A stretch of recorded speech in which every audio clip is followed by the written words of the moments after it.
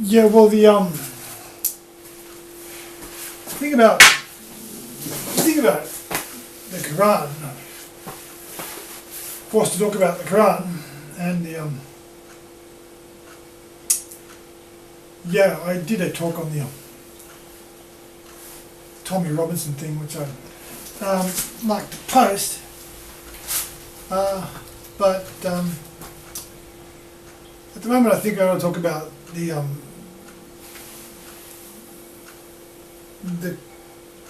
Quran and Muslims, Islam, and government. Now, a lot of people talking about the Tommy Robinson thing do have a point, regardless of whether Tommy Robinson is a genuine person or a Mossad agent or some Zionist trying to stir up animosity. Regardless of all that,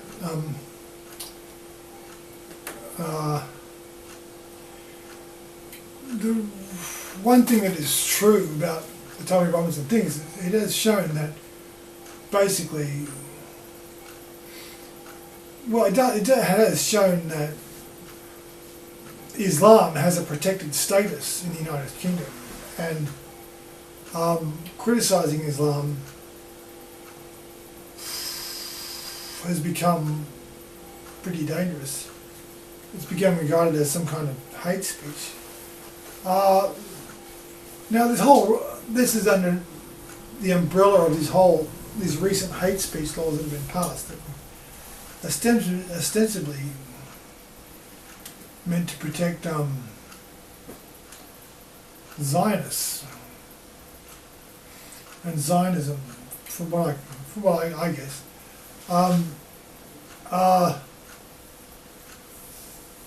mean, people suggesting that 9/11 was an inside job and Mossad was Israel and Mossad were deeply involved in planning 9/11 and profiting from the subsequent wars. This became internet hate speech, using the usual logical fallacies, the usual absurdities, which they always use. And ironically, now, almost 20 years later, after 9/11, Islam is being shielded from criticism by the very same laws that the Zionist lobby desired to have in place. By the way, that were meant to protect Zionism, and we're now protecting Islam. And they're one of the reasons why Tommy Robinson's going to jail. Whether that was all rigged or not, I don't know. But the thing about the hate speech laws is one thing that's gone under the radar of most people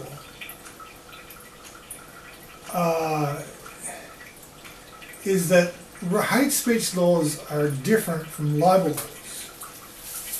And that's where most people make a mistake, is they blindly assume that hate speech laws and libel laws are more or less the same.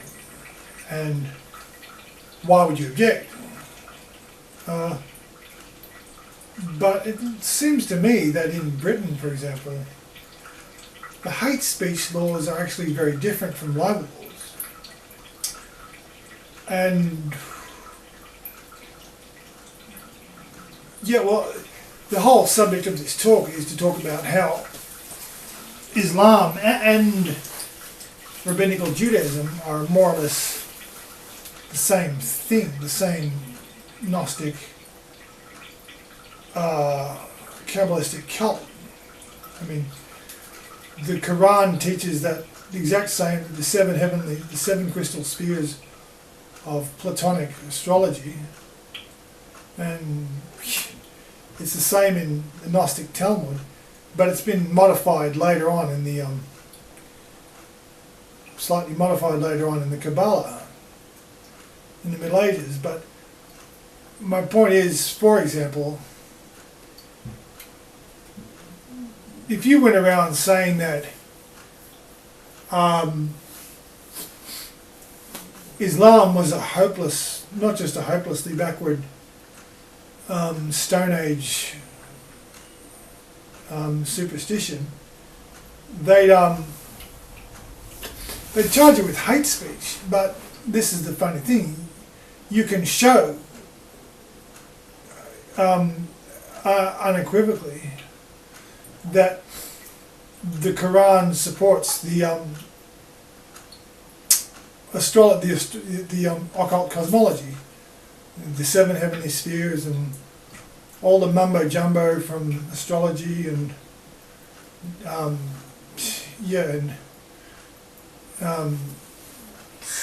fortune telling and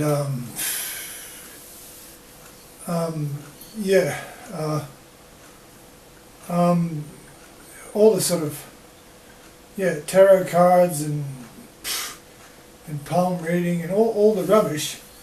Now, if you said that, that's the funny thing. As with being charged by Jews for hate speech, if you just simply tell the truth and point out that the Talmud actually says this, it says hateful things about Christianity. And you can point things that are undeniably true about the Quran, and they'll charge you with hate speech. Now, under libel laws, most people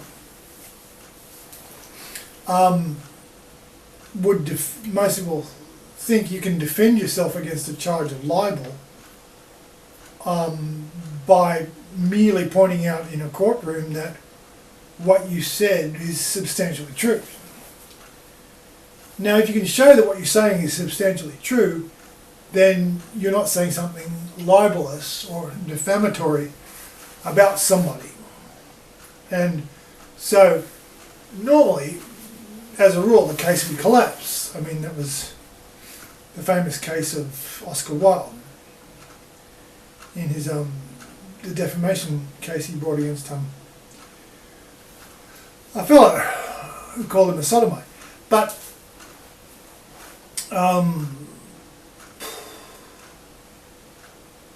anyway, that's another story. But that's the thing about hate speech laws, and that's what people don't understand, is that hate speech is, or like in the United Kingdom, all you have to have done is offended somebody.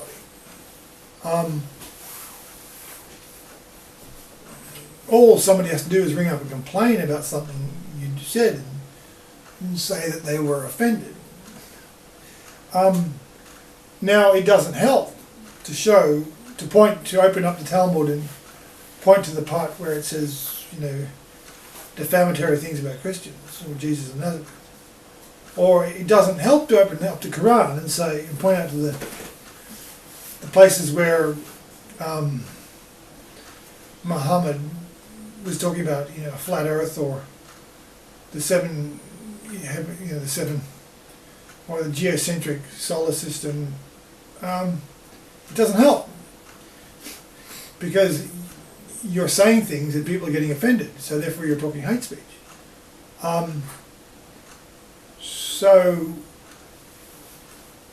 You can say things that are undeniably true and go to jail, because at that instance of stating a proposition that was true, you offended somebody.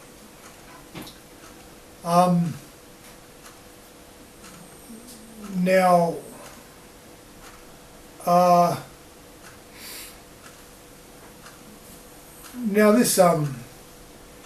this is probably going to have, for countries like the United Kingdom, this is probably, this is going to have serious consequences. In all intents and purposes, they seem to have made insulting the Prophet a crime punishable by imprisonment. Because if you insult the Prophet, or insult Muhammad, you've offended a Muslim. And if you offended a Muslim, you're talking hate speech. And you're talking hate speech, you're off to jail. You're off to jail, you get murdered by a Muslim gang. Oh well, too bad. Life in a big city. So, basically, United Kingdom has made insulting the Prophet a capital offence. Now, as I said, this will have... People don't realise that this is going to have far more serious consequences than they calculate for. Just look at Muslim countries. We're not only in the position of where you can be basically judicially murdered in the United Kingdom for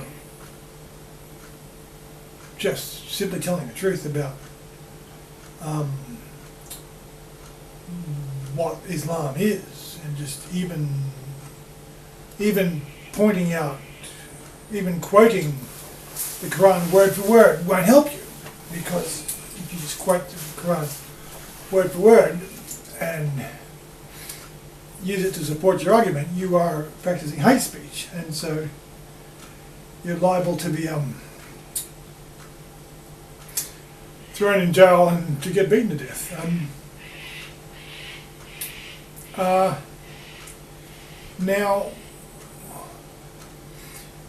But this is the problem with Muslim countries. If you go to Muslim countries, you will find that there's no science, because the average Muslim actually believes in all the mumbo jumbo, Platonic cosmology, the 7 crystal spheres, astrology, tarot cards, numerology. The average Muslim believes that this stuff is actually true, because Muslim countries are overrun with every kind of carnival huckster, fortune teller, palm reader, crystal ball gazer. I mean, you should see the stuff that they sell at the markets in Turkey. I mean, there's no mental hygiene at all. It's there's, if you go to Muslim countries, they're overrun with superstitious mumbo jumbo, which people believe. And not only that, if you tried to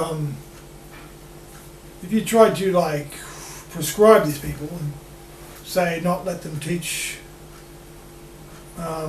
astrology in schools or something, they would simply, what they would do is simply they'd simply open the Quran and point to the place where Muhammad talks about the 12 crystal spheres, the 7 crystal spheres, and they would say, look, the Prophet of God, the Messenger of Allah, said it was okay, so there's nothing wrong with astrology.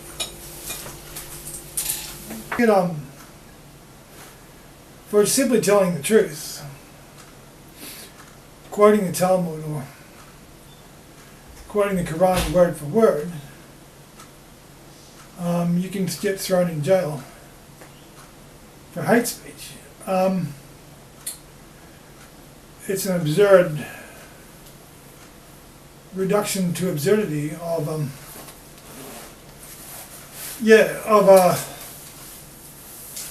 this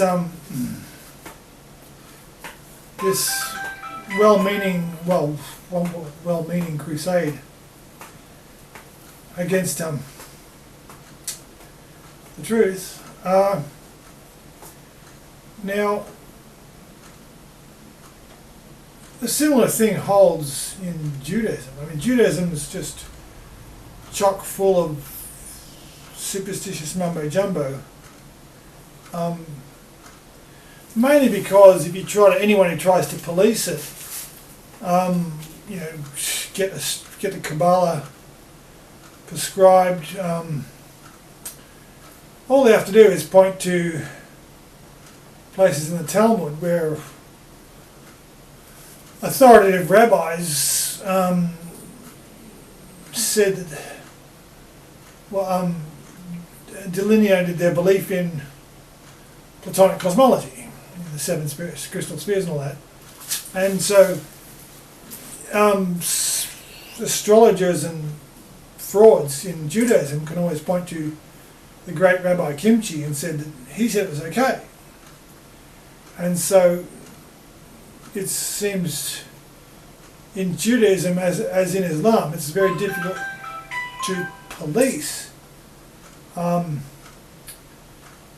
It's very difficult to police things.